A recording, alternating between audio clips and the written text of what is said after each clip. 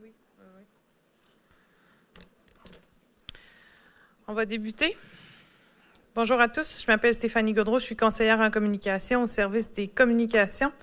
Je vous souhaite la bienvenue à cet état de situation du maire de Québec, M. Régis Labaume. Il sera accompagné de M. Claude Foster, directeur général de l'Office municipal d'habitation de Québec, accompagné par Mme Chantal Giguère, coordonnatrice municipale de la sécurité civile. Monsieur le maire, la parole est à vous. Merci. Alors, Chantal, Claude, je vais faire mes petits points. Ensuite, je vais laisser Claude vous parler de l'opération 1er juillet, qui est un peu particulière cette année. Alors, nous, à la Ville de Québec, on a entrepris, malgré les circonstances, notre nettoyage printanier. Et donc, on a rappelé 21 personnes au travail pour nous aider. Alors, nettoyage des parcs, bases de plein air, terrains sportifs, pose de filets, soccer, baseball, etc. pour s'organiser, pour que ce soit propre et sécuritaire. Ça va enjoliver notre vie un peu. On va évidemment enlever les bandes de patinoire, là, parce que maintenant, c'est un peu déprimant. On va nettoyer les sentiers de marche, les aires de jeu, on va vider les poubelles. Alors, on va essayer de remplacer les tables de pique-nique quand c'est nécessaire et les bancs publics quand ils sont brisés. Et d'autre part, on va nettoyer aussi les bassins aquatiques extérieurs, les pataugeoires, les jeux d'eau. On va même démarrer 3 fontaines, Tourny de la Gare et Jean-Paul Lallier, parce qu'il semble-t-il qu'une des activités actuellement dans les fontaines vides, c'est que nos jeunes amis qui font du skateboard trouvent le lieu très invitant. Bon, je veux dire aux enfants et aux parents, puis je suis interpellé personnellement par ma petite fille, que les modules de jeu ne sont pas encore accessibles. Bon, je sais que c'est tough pour tout le monde, là, c'est difficile, parce que quand les enfants voient des modules puis ils peuvent pas les atteindre, puis que les parents les empêchent de se rendre, je sais que c'est difficile. J'ai des plaintes personnellement. Mais jusqu'à date, il n'y a pas de recommandation de la santé publique pour les rendre accessibles. Alors, jusqu'à nouvel ordre, on va regarder ça de même. Puis je veux dire à tout le monde que malgré, même si c'est très ordinaire et plate pour tout le monde, c'est pour votre sécurité. D'autre part, bon, il y a eu question des embauches cette semaine. Juste vous dire que les embauches qui ont été faites avait été déclenché avant le 13 mars. Mais même à ça, pour certains, la plupart, on l'aurait fait pareil parce qu'il y a là-dedans 14 nouveaux policiers. Alors, les policiers, on les remplace, peu importe la situation. Il n'y a pas moins de policiers sur le territoire de la ville. Il y a 12 personnes en technologie de l'information. C'est très difficile à trouver. Alors, quand on peut mettre la main sur des gens spécialistes en TI, on le fait. Il y a 3 remplacements à l'assainissement des eaux. Ce sont des gens qu'on embauche, puis il y a un transfert de connaissances. C'est incontournable. Puis au total aussi, il y a 33 étudiants qui travaillent en foresterie urbaine. Bien, ça, c'est incontournable aussi. On a besoin d'eux autres pour commencer la saison. Et alors, c'était des commandes faites avant le 13 mars. D'autre part, quant au fonds, aux 4 fonds pour aider les entreprises et les OBNL. Alors, on vous avait dit que les premiers chèques sortiraient lundi, mais c'est pas ça. Ils vont sortir 4 jours plus tôt. On a 11 entreprises qui vont recevoir des chèques demain. Ça va leur être livré de main à main, ou je ne sais pas si on peut dire ça de même, là, mais ça va être livré. Alors, demain, il y a 11 chèques pour 11 entreprises différentes pour un montant total de 175 000 $, une moyenne de 16 000 par organisation. Et si vous avez des questions, tantôt, je pourrais vous indiquer le nombre de demandes qu'on a eues et peut-être un petit peu par catégorie. Alors, voilà pour moi. Alors, je passe la parole. Bon, on a eu un 1er juillet un peu spécial, étant donné les circonstances, et donc, pour pallier à toute éventualité, Claude Foster, que vous connaissez, va vous indiquer comment on va procéder. Claude? Bonjour tout le monde. Alors, on a commencé cette année de par la tension du marché de location. On parle pour Québec, là, c'est des statistiques d'octobre 2019, là, d'un taux d'inoccupation de 2,4 %. Donc, l'équilibre, lorsqu'on est en deçà de 3 %, bien, on parle d'un marché tendu. À ça, on ajoute la COVID-19. Donc, on a débuté l'opération 1er juillet, le 1er avril, afin justement là, de traiter rapidement les dossiers. Donc, toute personne qui est en problématique là, de logement, bien, peut venir chez nous pour qu'on puisse l'accompagner. Comment ça se traduit? C'est aujourd'hui, à l'heure où on se parle, on a quand même plusieurs cas d'accompagnement qui ont eu lieu. On a 58 cas d'accompagnement. En comparaison de l'année passée, on en avait peut-être une vingtaine. Donc, ça exprime réellement la situation. Sur les 58 cas d'accompagnement, on a déjà 20 dossiers qui sont réglés, grâce, entre autres, au partenariat qu'on a avec tous les organismes communautaires, mais aussi tous les développeurs et les gestionnaires de logements sur le territoire de la Ville de Québec. Donc, ce que ça permet, c'est trouver en fait, avoir des solutions durables, pas juste un plaster, être capable de voir en fonction de la situation économique de la personne, en fonction aussi peut-être d'une vision très arrêtée dans un quartier. Si on prend l'exemple du quartier Montcalm, quelqu'un qui veut avoir un logement actuellement, on est à 1,6 %. Donc, si on ne donne pas d'autres options, si on n'est pas capable de voir quelles sont les possibilités à proximité, puis qu'on se limite à Montcalm, bien, c'est possible que le 1er juillet, on ait des sérieux problèmes par rapport à ce ménage-là. Donc, ce qu'on fait, on travaille avec ces gens-là, on voit les options, on essaie de voir différemment et de voir les opportunités. Donc, il y a plusieurs éléments aussi qui ont permis là, un succès depuis plusieurs années. C'est la contribution de l'ensemble des partenaires, que ce soit les organismes comme le BAI, comme peu importe les organisations. Tout le monde travaille ensemble afin d'aider les citoyens. Puis ça, c'est grandement apprécié parce que quand il arrive une situation, on est capable de centraliser l'information et de se mettre en action pour voir qu'est-ce que pourraient être les solutions. Et l'autre côté qui est fort intéressant aussi, c'est que si on échappe quelque chose, les groupes nous avertissent rapidement. Donc, plutôt que d'attendre le 1er juillet, bien, on travaille ensemble pour le citoyen. On a ajouté cette année des nouveaux outils. C'est une carte de ressources d'hébergement temporaire. La Société d'habitation du Québec et la ministre de l'Habitation hier annonçaient des choses là, par rapport à des gens qui n'ont pas trouvé de logement. Donc, il y a toutes sortes d'annonces qui ont été faites. Mais nous, directement à Québec, on a une carte de ressources d'hébergement temporaire qui va permettre aux gens facilement de savoir quelles sont les possibilités sur le territoire. Même chose sur l'entreposage. Donc, c'est des cartes avec des géoréférences qui permettent aux gens de savoir à quel endroit ils peuvent aller entreposer leur mobilier. Alors, jusqu'à maintenant, ce qui est intéressant, c'est une démarche où le citoyen participe à l'ensemble de l'activité et on a un succès quand même fort intéressant d'année en année. La COVID, évidemment, on ne peut pas passer à côté. Jusqu'à maintenant, à toutes les fois qu'on a fait des opérations, on l'a fait avec un grand souci du respect là, de ce qui a été véhiculé par la santé publique, entre autres au niveau du nettoyage avant, pendant et après. Ce que ça permet, entre autres, c'est lorsqu'on parle des 50 déménagements qu'on aura, nous, au 1er mai, à l'Office municipal, mais aussi avec l'ensemble des partenaires, c'est d'avoir vraiment toute une cédule qui va permettre d'assurer la sécurité. Il n'y a pas aucun déménagement jusqu'à maintenant là, qui a été mis de côté. On a plusieurs personnes qui ont pris des déménageurs professionnels. On a en plus des belles directives qui ont été émises par la Société d'habitation du Québec qui nous permet d'avoir des déménagements avec tout un protocole, un processus. Donc ça aussi, c'est du référencement qu'on fait.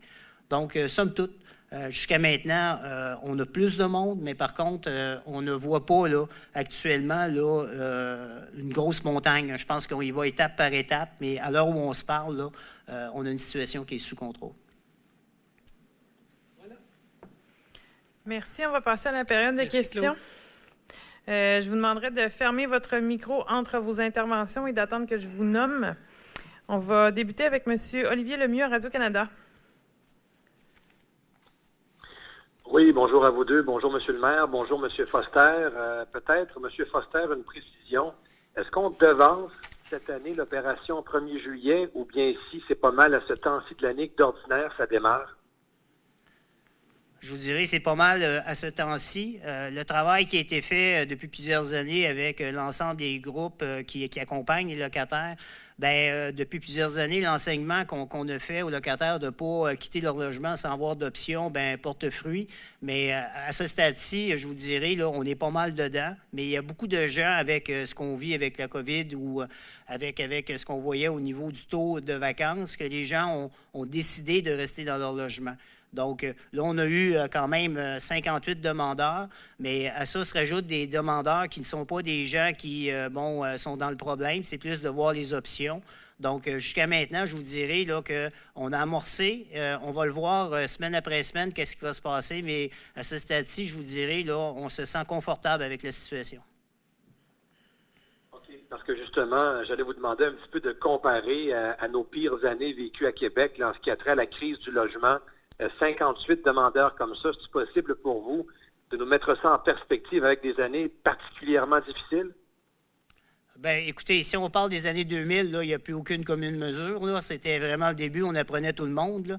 Mais les enseignements du passé nous ont permis justement de travailler différemment puis de travailler en collégialité. Ça c'est le gros du succès. Là. On se met tous ensemble pour travailler pour le citoyen. Mais si je fais une comparaison, l'année passée, on a commencé le 1er mai. Alors, c'est sûr que là, on a 58 dossiers. Au 1er mai, combien on avait l'année passée? Je vous dirais probablement une quinzaine. Là. Donc, là-dessus, il y avait des dossiers qui étaient des gens qui ont des problèmes autres que le logement. C'est des problèmes là, qui pourraient être aussi de santé mentale. Mais le partenariat qu'on a avec le CIUS, avec la santé publique, fait que rapidement, on est capable, oui, on gère le dossier, mais on est capable de le référer vers les bonnes ressources. C'est ça le succès de l'opération, c'est qu'on travaille tous ensemble pour trouver des solutions durables. Merci beaucoup. Merci. On passe à M. Tayeb Moala au Journal de Québec. Oui, bonjour. Sur le sujet du jour, j'avais une demande de précision par rapport au parc. Est-ce que je comprends que vous... Bon, là, les modules de jeu sont fermés. Là, vous nettoyez, puis en attendant les consignes de la santé publique parce que vous ne pouvez pas les rouvrir tout de suite. Est-ce que c'est ça ma compréhension? Les modules, non. Les modules, les gens peuvent fréquenter les parcs, évidemment, avec la distanciation.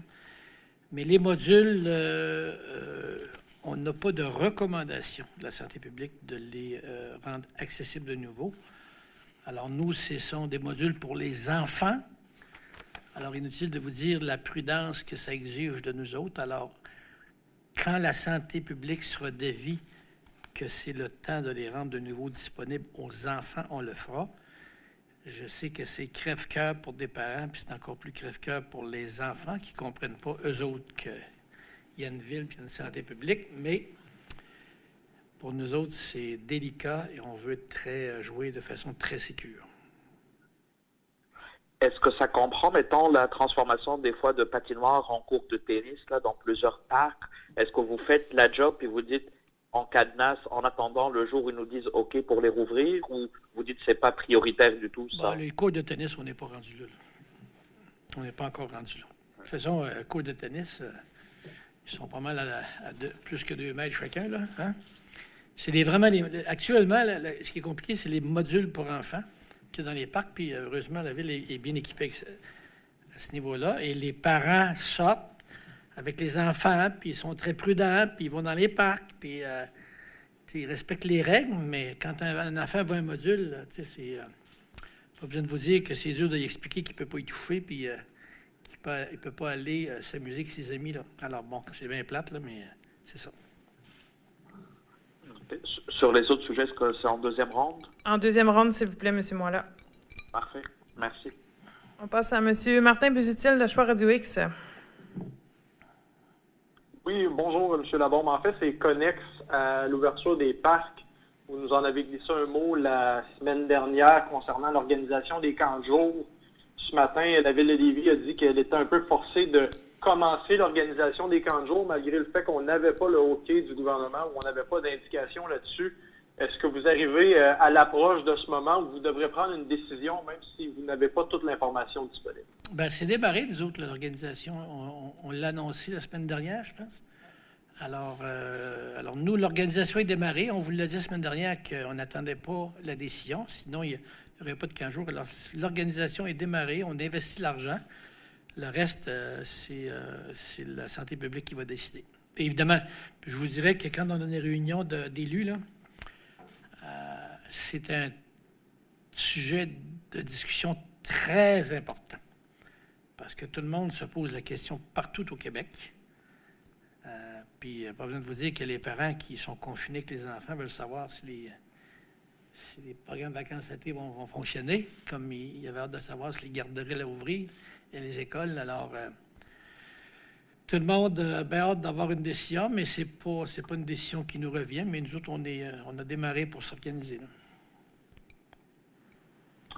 Concernant l'idée des cinéparcs, il y a des propriétaires de salles de cinéma qui parlaient de concurrence déloyale, peut-être. Est-ce que vous avez changé d'idée là-dessus ou vous avez un peu plus de détails, une meilleure idée de ce que vous voulez faire avec ce projet? C'est-à-dire qu'il y en a un qui l'a dit, là, puis tout le monde n'était pas nécessairement d'accord, mais c'est un gars que je respecte beaucoup, là, puis c'est un gars qui a beaucoup investi dans les dernières années. Bon, pour moi, c'est pas de de la compétition, là, mais je veux pas intervenir là-dessus parce que j'ai trop de respect pour ce gars-là. Je m'imagine dans quel état d'esprit il est actuellement, là. Parce que quand tu fais de l'expansion, ça veut dire que tu as des prêteurs. Alors, je vais m'en tenir à ça. Et ça doit être stressant pour lui en plus, là, tu sais. Sur les sites potentiels, M. Labombe, est-ce que vous avez d'autres sites qui ont été désignés? Là, on parlait d'Expo-Cité, mais à part de ça, est-ce que la recherche... Tout le monde travaille là-dessus. Là. On va attendre d'avoir des décisions finales de prise, là, puis aussi d'avoir la permission de la santé publique, parce qu'on vous l'avait dit, ça, c'était essentiel. Alors, on va vous revenir là-dessus. Merci. On va passer à M. Jean-François Néron, au Soleil. Oui, bonjour. Est-ce que vous avez statué concernant la fermeture possible de rues commerciales pour permettre justement, comme vous mentionniez, l'élargissement des terrasses, par exemple, pour cet été en prévision justement de la réouverture des restaurants? Bien, écoutez, il y a du monde qui travaille sur ces dossiers-là pour savoir lesquels on pourrait, tout d'abord fermer et quand. Deuxième affaire, il faudrait que les commerçants veuillent, mais je ne sais pas pourquoi cette année, j'ai l'impression qu'ils vont vouloir. Puis troisième affaire, les restaurateurs, par exemple, ne savent pas, au moment où on se parle, de quelle façon ils pourront opérer. Alors, ça fait bien des si, mais nous, on sera prêts. Alors, nous, ce que les gens font, c'est qu'ils tentent de se faire un plan. Le plan va être soumis aux commerçants parce qu'on ne fera pas ça contre les commerçants. Il faut qu'ils soient d'accord. Puis les commerçants, eux autres, vont voir savoir si ceux qui sont restaurateurs, dans quelles conditions ils pourront opérer leur restaurant. Alors, ça fait bien des interrogations, mais nous autres, on s'organise en fonction de cela. Au moment où on se parle, c'est bien difficile de statuer parce que la présence des restaurants est très importante dans cette opération-là, surtout l'élargissement potentiel des terrasses. Alors, personne ne sait où on s'en va parce que si ça reste à 2 mètres de distance, chaque côté d'une table, là, ça ne fera pas beaucoup de monde. Vous nous aviez parlé tout à l'heure que vous aviez des chiffres concernant le nombre de demandes d'aide financière qui avaient été par catégorie d'entreprise. Est-ce que vous les avez? Bien, je vous dirais qu'on est même un peu étonné, c'est pas tant que ça. Dans la Ville de Québec, on a eu 200 demandes. 85% des demandes étaient pour des prêts d'urgence. Alors, il y a 170 organisations, entreprises sur le territoire qui ont fait des demandes. Alors, c'est pas beaucoup. Je vais être honnête avec vous, c'est pas beaucoup. Hier, le ministre Fitzgibbon était en rencontre avec nous à distance avec quelques personnes et il nous disait comment il était surpris de la liquidité disponible dans le système. Il semble que les banques jouent bien leur rôle et il y a de l'argent dans le système. Pour ceux qui en ont besoin, l'évaluation, c'est qu'il y a de l'argent dans le système. Alors, nous autres, à 170 demandes de prêts, on pensait qu'il y en aurait beaucoup plus que ça. Alors, si je peux le dire comme je le pense, là. Mais voyez-vous, il y a le 40 000 $ du fédéral qui passe par les banques qui est prêté à 0 % d'intérêt et où il y a une portion subvention est alléchante. Nous, c'est un prêt d'urgence. On est on accompagne tous les prêts. Alors, on est, qu'est-ce qu'on dit, Luc, déjà? Complémentaire, j'ai de la misère aujourd'hui. On est complémentaire, mais pour ceux et celles qui sont dans le financement, il semble qu'il y ait des liquidités. Puis je le pense moi aussi, parce que quand même, le système a beaucoup d'argent actuellement. Il semble que l'argent est disponible dans le système financier. Alors, voilà. Merci. Merci. On passe à Julie Couture à TVA. Oui, bonjour M. le maire, bonjour M. Foster. Dans le même ordre d'idée, M. le maire, là, vous dites, juste pour préciser, qu'il y a eu 200 demandes au total. On parle de 170 demandes de prêts. Donc, les 30 autres, c'est des demandes de subvention, c'est ça? Oui, c'est dans le fonds FRR qui est pour les OBNL et les coopératives. Alors, il y en a 85, c'est 170 demandes de prêts. Pour résumer, là, 170 demandes de prêts d'urgence dans nos dossiers. Et on en livre demain.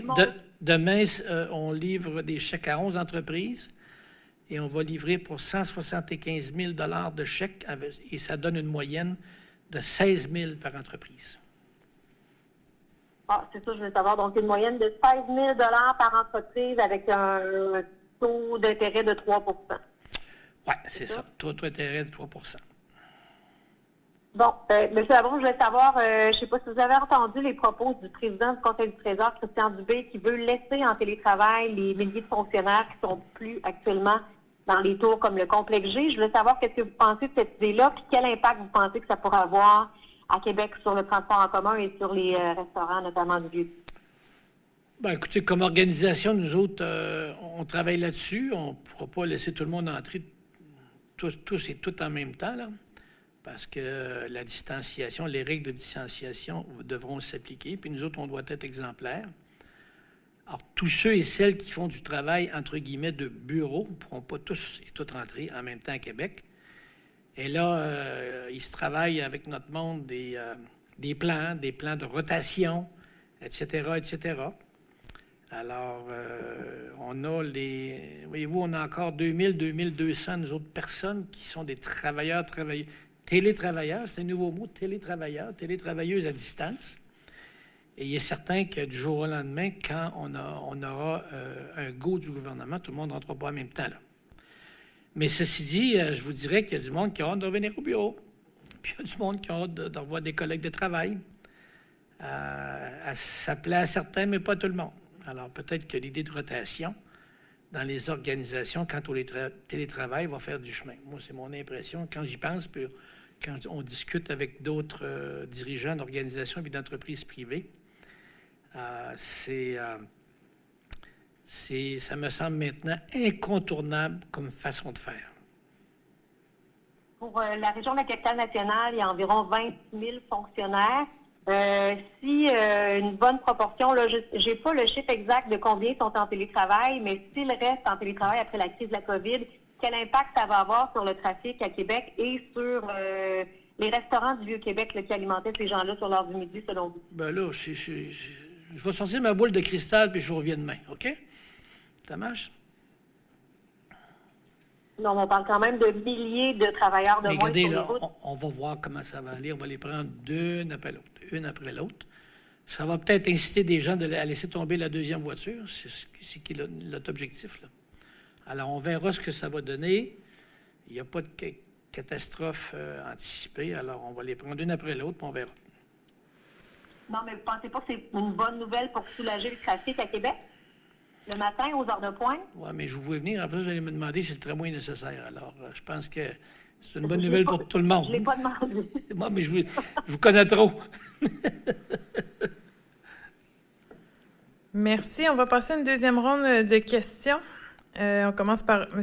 Olivier Lemieux, Radio-Canada. Oui, bonjour, M. Labombe. Juste pour préciser, là, la question des prêts, vous dites 170 prêts d'urgence, puis notre compréhension, c'était qu'il y avait une cagnotte ou un fonds de 10 millions pour ces prêts d'urgence-là. Pourquoi ne pas avoir donc donné des prêts de 50 000 $ à ceux qui le demandaient, comme il n'y a pas autant de demandes qu'on le pensait? Mais on ne tire pas l'argent par les fenêtres comme ça. On analyse les dossiers, puis on se demande combien on leur donne. Alors, c'est comme si quelqu'un passait dans la rue et me disait « Je vais savoir 50 000 ».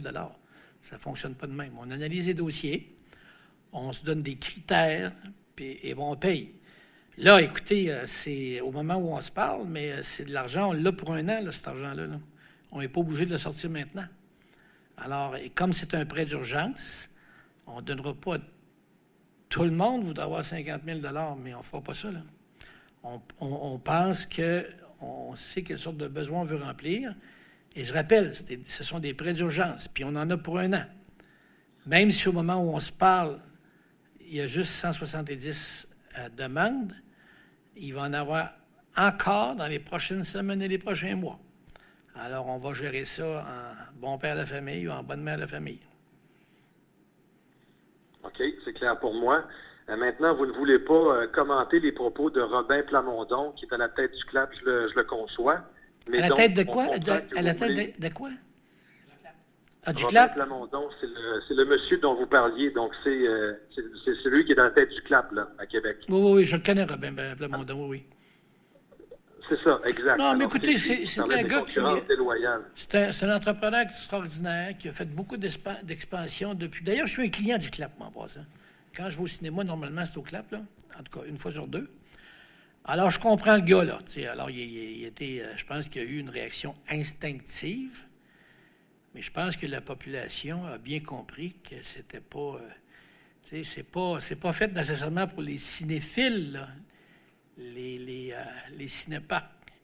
C'est surtout pour avoir... Je ne suis pas sûr que les gens vont se poser bien la question quel est le film. Ils vont vouloir vivre une expérience dans une boîte de pick-up. Excusez-moi, là, mais...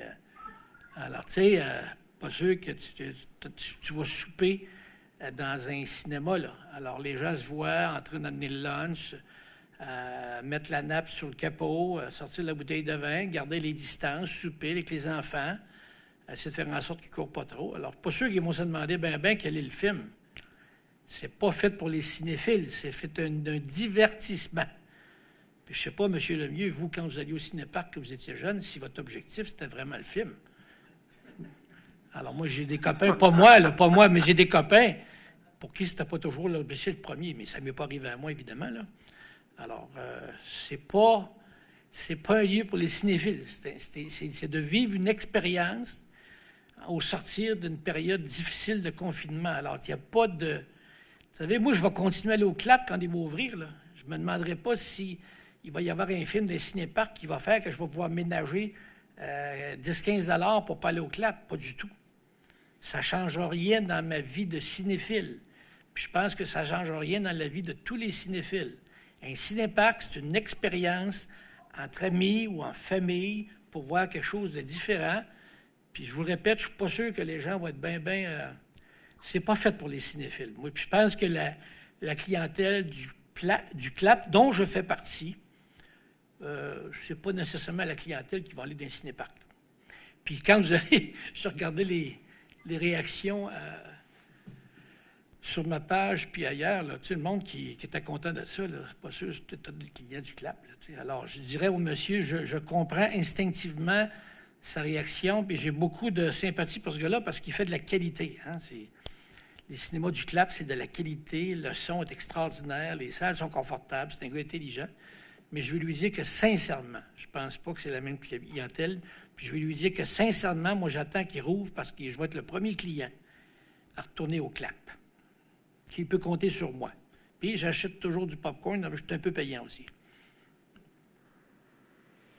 C'est bon, merci, M. le maire. Merci. On va passer à M. Tayeb Moala au Journal de Québec. Oui, Monsieur le maire, toujours sur la question du cinéma et des cinéparcs, vous avez dû voir la réponse de la santé publique qui semblait peu chaude à l'idée. À un moment donné, on nous disait on pourrait, si on le fait, dire au monde de ne pas sortir de leur voiture, ce qui n'est pas super pratique là, dans un cinéparc, vous conviendrez.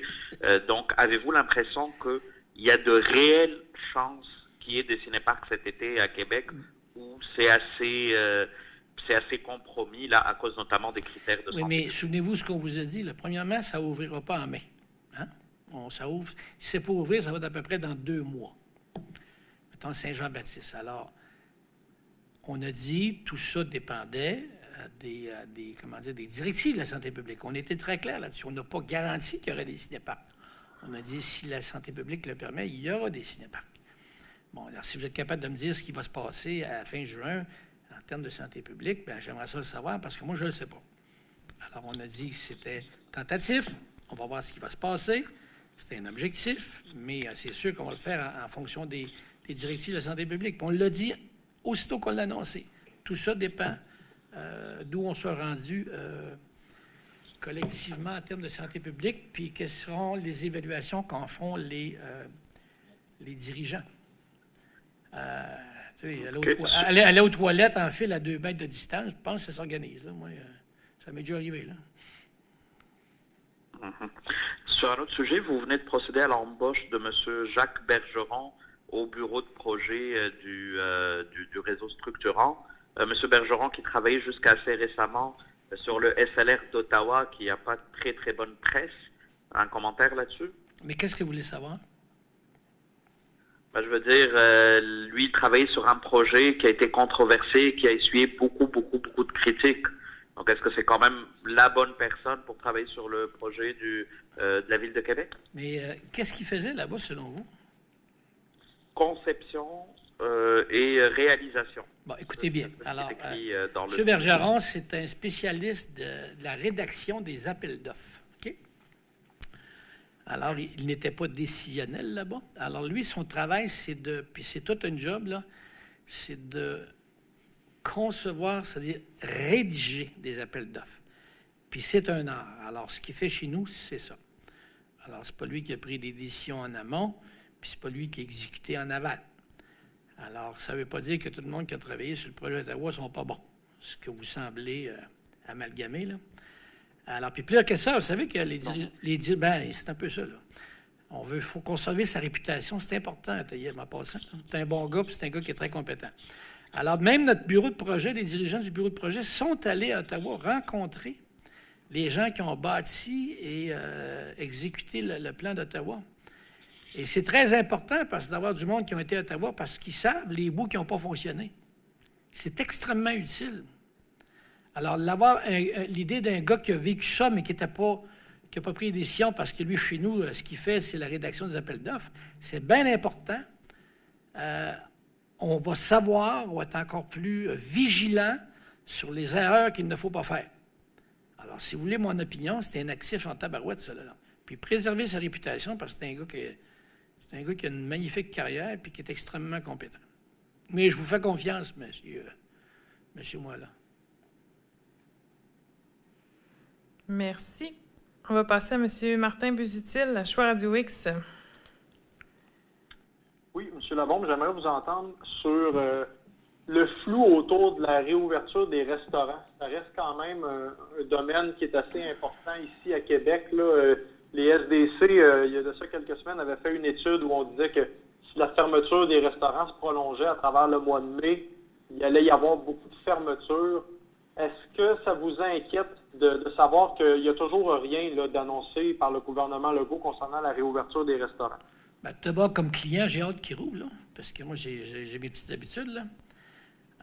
Le take-out, il y a des limites à ça. Là. D'autre part, ben, je ne peux rien vous dire, moi. Là. C'est vraiment M. Arruda et le premier ministre qui vont décider.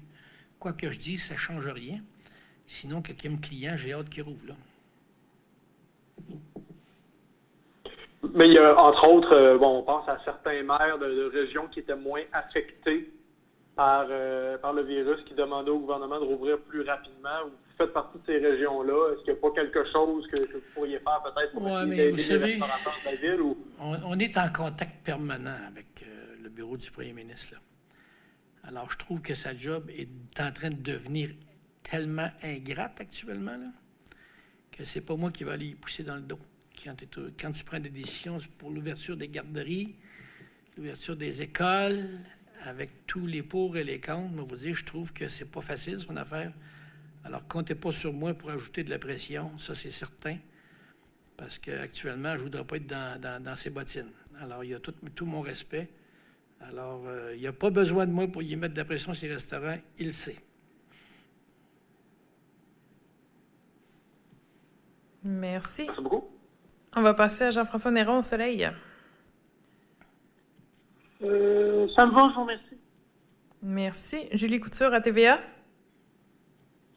Oui, monsieur le maire, au niveau municipal, il y a les 7 SDC là, au lendemain d'annonce du premier ministre que les réouvertures de certains commerces allaient se faire lundi prochain, qui ont demandé à avoir de l'aide, notamment pour établir des corridors de sécurité dans certaines rues où beaucoup de commerces qui ont pignon sur rue vont rouvrir, des corridors de sécurité pour pouvoir faire respecter là, les fils, les 2 mètres, puis il disait que ça pourrait même déborder dans les places de stationnement, par exemple sur la rue Cartier, pour pouvoir là, faire en sorte que tout se déroule bien, parce qu'on me disait que, notamment dans ce coin-là, des fois, avec les agents de sécurité, c'est plus difficile de faire respecter les règles les règles sanitaires.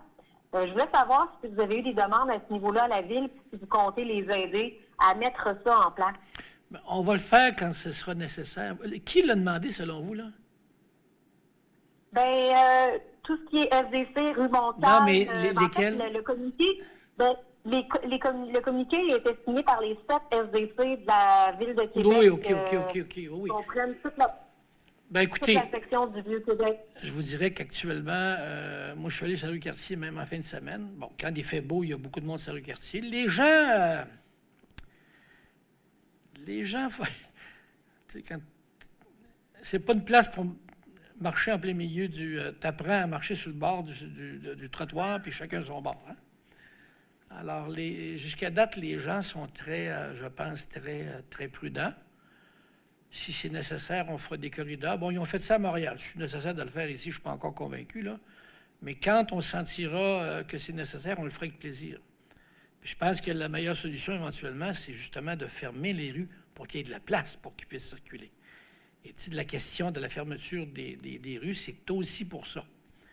Parce que quand il va faire beau, puis si les terrasses rouvrent, à un moment donné, il va manquer de place et de trottoirs. Alors, si on ouvre la rue, tout le monde va avoir plus d'espace, va être capable de garder les distances nécessaires, ça va aider. Alors, l'idée de fermer les rues, c'est aussi pour ça. Est-ce que vous avez une idée de quelle rue pourrait être fermée? Bien, écoutez, c'est toutes les rues habituelles, là. C'est les rues commerciales à Québec, là. Cartier, Grande Allée, 3e, Saint-Joseph. Mais encore là, si les commerçants ne sont pas d'accord, on ne les fermera pas, là. Mais en même temps, on va se demander, peut-être que la population est d'accord, elle, mais tu sais, c'est les rues commerciales habituelles qui, à certains moments, dans l'été, ferment. Bon, Saint-Joseph ferme pendant 3 jours parce qu'il y a une espèce de festival auquel je participe d'ailleurs. Cartier, ça ferme une fois par année aussi. Grande Allée, ça ferme pendant le festival. Quelqu'un me disait, j'aimerais tellement ça retrouver la Grande Allée fermée comme dans le temps du festival. Bon. La 3e, quand vous allez à Limoilou, c'est fermé, puis c'est super agréable. Tu sais, les gens ont été longtemps chez eux, là. Ils ont le goût de voir du monde. Un peu à distance, mais ils ont le goût de voir du monde, de changer d'idée, pour avoir l'impression qu'ils vivent en communauté. Parce que là, voir des rues fantomatiques, c'est un peu désolant, là. Puis je pense qu'avec le beau temps, le monde va chercher des places puis de l'espace. Mais tu sais, ça va falloir qu'on en crée de l'espace. Puis la façon de créer de l'espace, les gens sont sur les rues commerciales. Puis si on crée de l'espace en fermant les rues, on va probablement atteindre les objectifs de ce que veulent les gens tout en étant prudents. C'est difficile, hein? C'est pas simple. Parfait, merci. Merci. On aurait maintenant une dernière question en anglais de Mme Spencer Vendick à CBC. Il m'en restait une. Est-ce que je peux me permettre? Oui, vas-y, Taïeb. Ça a coupé tantôt. Oui, non, pas de problème. Ah, merci. Je me demandais, par rapport à la sortie de GEMAPAS, qu'est-ce que vous avez pensé de ça? Puis, est-ce qu'il y a des discussions toujours avec le gouvernement pour l'accélération du réseau structurant? Bien, quand tu vois des présidents de très grandes entreprises de Québec, les plus grandes entreprises de Québec, qui ont hâte de voir le tramway se construire, c'est important. Maintenant, avec le gouvernement, oui, on a des discussions. Alors, tout le monde fait son travail. Et on n'arrête pas de travailler. Il y aura un moment pour vous annoncer où on est rendu. Et le BAP qui dit qu'il serait prêt à y aller en ligne dès qu'il aura la demande officielle notifiée par le ministère de l'Environnement, j'imagine que ça sonne comme de la musique à vos oreilles, ça? Oui, puis on est coordonnés. J'ai parlé au ministre la semaine dernière. Toutes nos choses sont coordonnées. Et bon, le BAP est indépendant, il prend ses décisions. Évidemment, on est très, très heureux d'entendre sa réaction par rapport à ça. Merci beaucoup. Merci. J'aurais peut-être une dernière question avant les questions en anglais. On va y aller en anglais parce que ça fait longtemps qu'elle attend, la Madame Julie, puis je vais vous prendre après, OK? Yeah, go ahead. Okay, ça marche. Merci, je l'apprécie. I'm wondering if you could give an update on what the city is doing to prepare for moving day. Je sais qu'on a entendu en français, mais si vous pouvez le répéter en anglais. Qu'est-ce que tu prépares pour le 1er juillet, pour le Moving Day? OK. Je vais en français. Est-ce que ça va pour le français? Est-ce qu'il y a même en anglais? Oh, ça ne sera pas terrible. Je vais y aller en français. Bon, écoutez, pour le 1er juillet, est-ce que ça va pour le débit? Est-ce que vous préférez en anglais? Oui, hein? Oui, en anglais, s'il vous plaît. Okay, well, what we're doing, we have more people than we have usually. I would say 3 times that we had last year. So we're going to be able to take care of them. We're going to find them somewhere to live, somewhere to move. And then also, you have those people that are in trouble, and they have some other people that are waiting for their new home. So they have to find a place. So now we have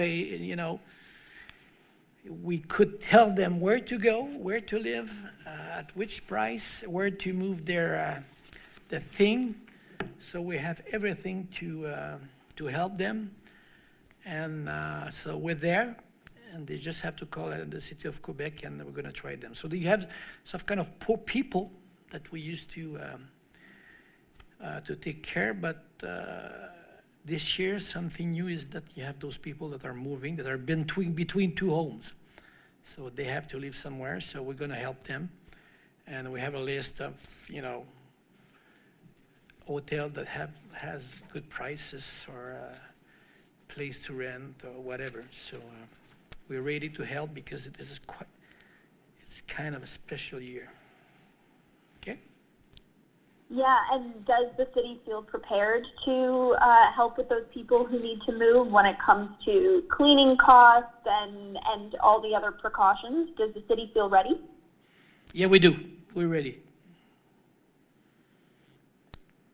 Parfait, merci beaucoup. Merci. Oui, Julie?